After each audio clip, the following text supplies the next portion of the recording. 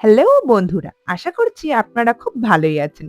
তো যদি এই ছুটির মরশুমে আপনাদের দার্জিলিং যাওয়ার প্ল্যান হয়ে থাকে তবে আশা করছি আমার এই ভিডিওটি আপনাদের জন্য হবে খুবই হেল্পফুল।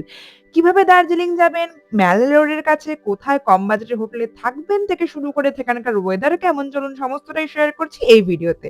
তো ফার্স্টেই দার্জিলিং যাওয়ার উদ্দেশ্যে ইসলামপুর থেকে শিলিগুড়ি যাওয়ার এই এসি বাস চেপে পড়েছিলাম যার ভাড়া পার হেড নিয়েছিল ₹100 করে।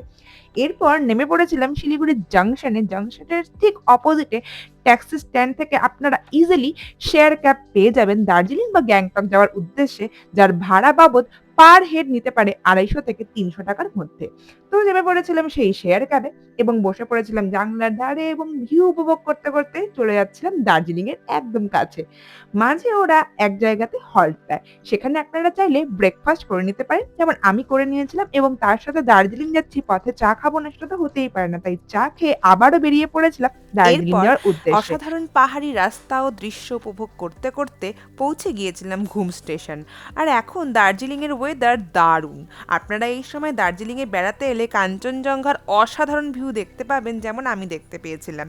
তারপর পৌঁছে গিয়েছিলাম আমাদের হোটেলের কাছে, যেটি ম্যাল রোডের একদম পাশে অবস্থিত। হোটেলের এন্ট্রান্স থেকে শুরু করে রুম সার্ভিস পর্যন্ত সমস্ত কিছুই ছিল দারুণ। এখানে আপনারা পেয়ে যাবেন neat and clean rooms, bathroom, তার সাথে উইন্টারের সমস্ত facilities like tea and coffee maker, 24/7 geyser service, room হিটারের ব্যবস্থাও। আর রাতে যেহেতু দার্জিলিংয়ের টেম্পারেচার খুবই কমে যায়, সেক্ষেত্রে রুম হিটারের সার্ভিস নিতে আপনাকে এক্সট্রা 600 পে করতে হবে।